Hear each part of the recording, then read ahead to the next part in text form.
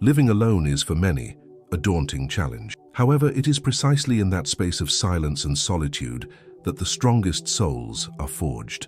When we step away from others' expectations and the constant clamor of social interactions, we find the rare opportunity to dive deeply into who we really are.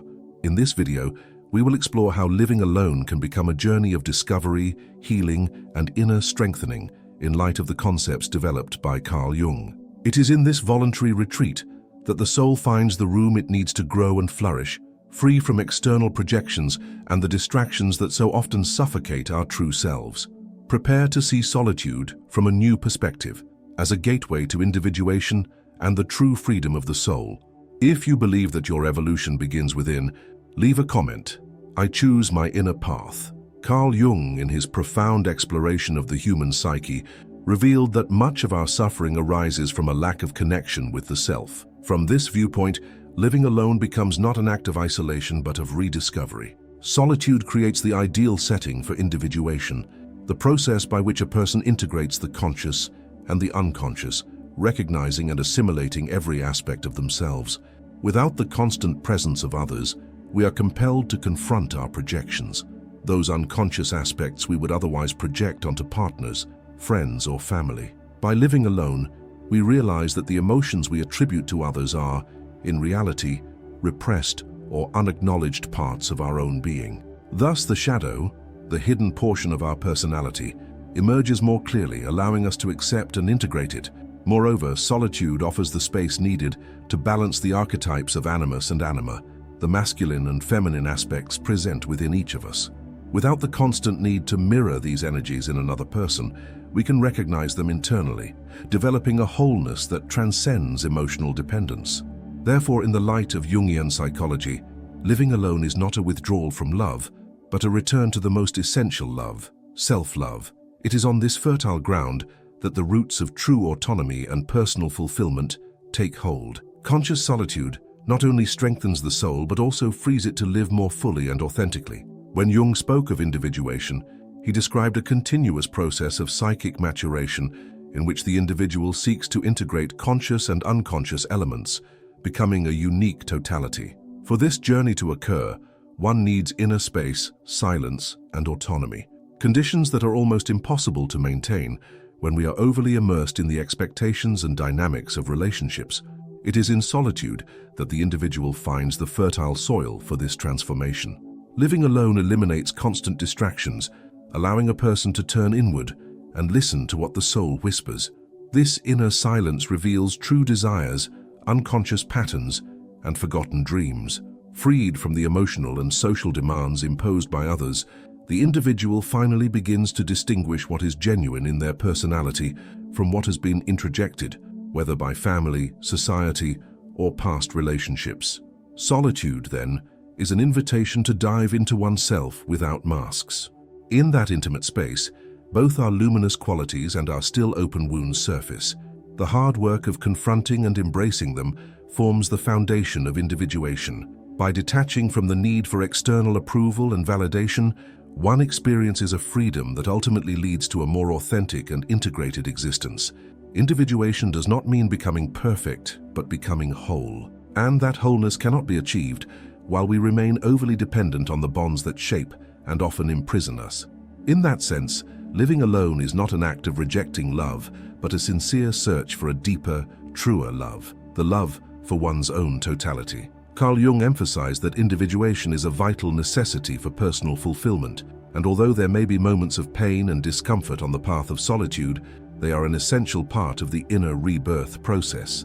Without the courage to be alone, many souls remain fragmented, bound by external expectations and unable to find their own voice.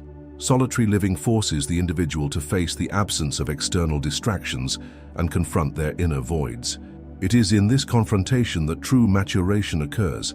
Each crisis faced, each silence filled with introspection, each emptiness transformed into a creative space builds a solid bridge between the conscious and the unconscious. By allowing oneself to live alone, a person begins to recognize their own needs and desires without the distortion caused by another's constant presence. They learn to listen to themselves, honor their limits, and respect their own rhythms. They discover that their happiness is not conditioned by someone else's behavior, but springs from an internal source that, once accessed, never runs dry. Through solitude, one finds the courage to be who they are without molding themselves to be accepted. This is the true path of individuation, the journey that leads not to an imposed ideal of perfection, but to the full acceptance of all that one is: light and shadow, strength and vulnerability, consciousness and mystery. Thus, living alone becomes a portal to inner freedom. Instead of seeking one's missing half in another, the individual discovers that they already possess within themselves all the pieces necessary for their fulfillment. Conscious solitude, therefore, is not empty loneliness. It is profound communion with one's own soul, the sacred ground where true individuation blossoms. For Jung, the shadow represents all those aspects of our personality that have been repressed, denied, or left unknown throughout life. They are traits we consider unacceptable, shameful, or inadequate, and therefore relegate to the unconscious. In social settings and relationships, these contents often remain hidden, masked by expectations and the need for acceptance. Yet in solitude, these forgotten aspects emerge with force, offering a rare opportunity for confrontation and transformation. When we are alone without the constant influence and distraction of other presences, the ego's defenses weaken. The silence of solitary life becomes the perfect stage for repressed contents to surface. Feelings of anger, fear, envy, deep sadness, or ancient unmet needs begin to appear unmasked. This encounter can be painful, as the shadow does not always present itself pleasantly. However, it is precisely this confrontation that allows what was split off and forgotten to integrate. Most people fear this process because the shadow, by definition, contains what we deem unacceptable in ourselves. However, Jung asserted that accepting the shadow is essential for the growth of consciousness. Refusing to face these aspects results in constant projections onto others, leading to conflicted and repetitive relationships. In solitude, there is no one to project onto. Everything that arises must be recognized as part of oneself. By accepting these shadow contents, the individual broadens their perception of who they truly are. They discover they can embrace both their light and their darkness, understanding that both are necessary for wholeness. This integration process does not eliminate the shadow, but transforms our relationship with it, reducing its capacity to act unconsciously and destructively. Furthermore, encountering the shadow in solitude reveals dormant potentials. Many talents and creative energies lie hidden beneath the veil of the shadow, repressed by fear of judgment or failure. By accepting and integrating these aspects, the individual not only frees themselves from old guilt and fears, but also unlocks a renewed inner strength. Solitary life provides a safe environment for this inner work. Without the need to keep up appearances to please or meet expectations, one is free to be genuine before oneself. This level of honesty is rare and profoundly healing. In solitude, we can cry, scream, laugh, or remain silent without fear of judgment. We can allow ourselves to feel fully, experience emotions without editing, and thus become more human and whole. Jung saw the shadow not only as a collection of flaws, but also as the reservoir of qualities not yet brought to consciousness. Therefore, integrating the shadow also means reclaiming abilities, intuitions, and strengths that may have been stifled over time. The solitary journey, however challenging, opens this portal to reclaiming one's power. This encounter with the shadow is thus an essential rite of passage. Without it, any attempt at a healthy relationship will be compromised by unconscious projections and unresolved needs. The true capacity to love and relate arises, paradoxically, from the ability to be alone, to know oneself deeply and to accept one's own abyss. Thus, living alone is not merely an escape from others, but a plunge into one's own soul. It is the opportunity to make peace with everything we have tried to ignore, and in doing so, open space for a more authentic and free life. The shadow is not the enemy. It is the key that, once recognized and embraced, liberates the essence of being. In Jung's psychology, anima and animus represent, respectively, the feminine aspects in the male psyche and the masculine aspects in the female psyche. These archetypal images operate unconsciously, profoundly influencing our behaviors, desires, and choices, especially in relationships. When not integrated, anima and animus project onto the other, creating unrealistic expectations and emotional dependencies. Living alone provides the ideal scenario to recognize, dialogue with, and balance these internal forces, breaking the cycle of unconscious projections. In everyday relationships, it is common to seek in another what is lacking within ourselves. Qualities attributed to a partner, sensitivity, strength, understanding, courage, often reflect our own unrecognized internal energies.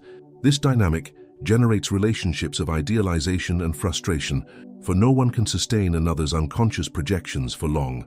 A solitary life, free from these complex interactions, allows the individual to discover and develop their own anima and animus dimensions.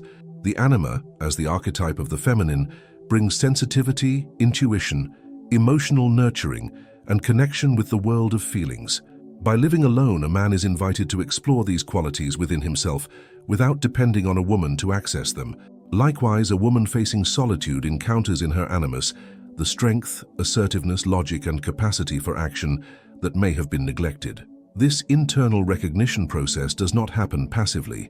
It requires self-knowledge, reflection, and often confronting cultural and personal resistances that inhibit the expression of these dimensions. Solitary living offers the time and space necessary for this psychic alchemy to occur naturally and profoundly.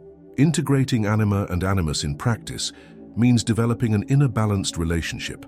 A man who recognizes and embraces his anima becomes more empathetic, sensitive, and connected to his emotional essence without losing his strength. A woman who integrates her animus becomes more self-assured, assertive, and independent without relinquishing her tenderness.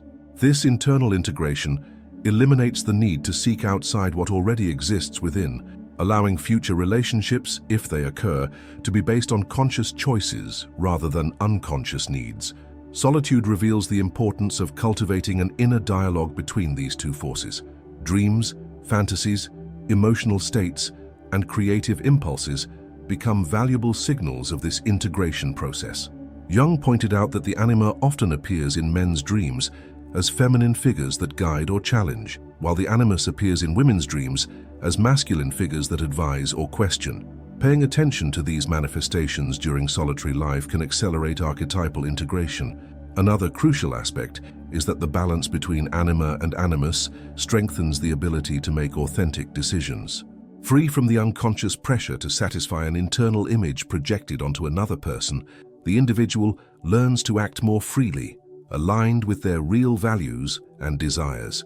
This emotional autonomy is one of the most precious fruits of conscious solitary life. Therefore, living alone is not just preparation for a healthier future relationship, it is above all an act of self-love. It is the choice to look inward, recognize and embrace all the dimensions of the self, balancing the inner masculine and feminine. By doing so, the individual not only heals emotional wounds, but also transforms into a more complete, creative being, more connected to their own truth. In the silent alchemy of solitude, anima and animus cease to be conflicting or projected forces and become internal allies. This integration provides psychic stability that transcends dependence on external relationships for validation and happiness. It builds an internal foundation so solid that no absence can shake it and no encounter can define it. Projection, according to Jung, is an unconscious mechanism by which we attribute to others qualities, defects, or desires that actually belong to ourselves. In all human relationships, this dynamic is inevitably present, but when unrecognized, it generates distortions, frustrations, and emotional dependence. Living alone offers a unique and precious opportunity to notice, work through, and gradually overcome projection patterns, leading to true inner liberation.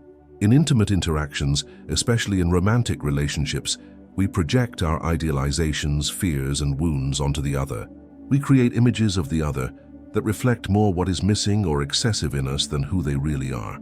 The constant presence of another paradoxically prevents us from perceiving this dynamic because we are always reacting to these unconscious images. Solitude, on the other hand, breaks this reactivity cycle, allowing us to look inward and recognize that our most intense emotions and harshest judgments have deep roots in our own psyche. By living alone, we begin to see that many of the qualities we admired in others, courage, generosity, intelligence, or beauty, also exist in potential within ourselves. Similarly, the flaws that bothered us in others, arrogance, insecurity, or coldness, are often aspects repressed in our own shadow.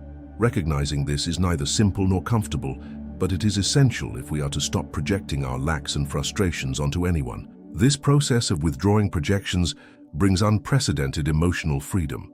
Liberating ourselves from the need to shape the other according to our unconscious expectations also frees us from the constant sense of disappointment and dissatisfaction. In solitude, we learn that no one can fill our internal voids and that all true transformation happens from within. Furthermore, by overcoming projection, we develop the ability to love in a more mature and conscious way. Love ceases to be an act of appropriation or repair and becomes a free, respectful choice. The absence of another is no longer perceived as abandonment, but as space for each to blossom in their own journey. The fear of rejection, so common in relationships based on projections, diminishes because acceptance becomes an internal sovereign act. This emotional liberation also reflects in how we deal with solitude itself. We stop seeing it as lack or failure and begin to view it as fertile ground for self-knowledge and the construction of a fuller, more authentic life. The individual who overcomes the need to project onto another becomes able to find meaning, beauty, and fulfillment in their own company. In practice, this transformation manifests in small and large choices, prioritizing what nourishes the soul rather than what merely passes the time, seeking the expansion of the self instead of relationships based on dependence, honoring one's feelings without transferring responsibility for them to others. Living alone with consciousness thus becomes a laboratory of emotional self-sufficiency and psychological maturity. Working with projections in solitude does not eliminate the desire for connection, but purifies it. When we finally relate to others after this process, we do so more freely, genuinely, and lovingly, without demanding that the other be what we need, but accepting them as they are. The freedom to be and to let be is born from the internal space won through living with oneself. Overcoming projection, therefore, is freeing ourselves from the illusions that imprison us. It is embracing reality with greater serenity and wisdom. Living alone thus becomes, in this context, not an absence of life, but a life full of presence. The presence with who we truly are. And this is one of the deepest freedoms a human being can achieve. From the perspective of Carl Jung's psychology, living alone turns out to be much more than a mere lifestyle choice. It is a profound call to self-knowledge, integration, and inner freedom. By walking this path, we face our shadows, balance forgotten internal forces, and free ourselves from the projections that so often distort our view of the world and others. Solitude, far from being an empty space, becomes the cradle where the soul can finally grow unbound, nourished by truth and authenticity. Throughout this silent journey, we learn that true fulfillment does not come from another, but from the deep encounter with our own being. And it is in that encounter that the soul blossoms, finds peace, and readies itself for freer, more genuine relationships, if and when it chooses. If this reflection touched your heart and awakened in you the desire to delve even deeper into the path of self-knowledge, subscribe to the channel right now. Also, take the opportunity to watch the video playing on the screen. It complements and expands everything we've discussed here. Your personal transformation begins with a conscious step. Take that step.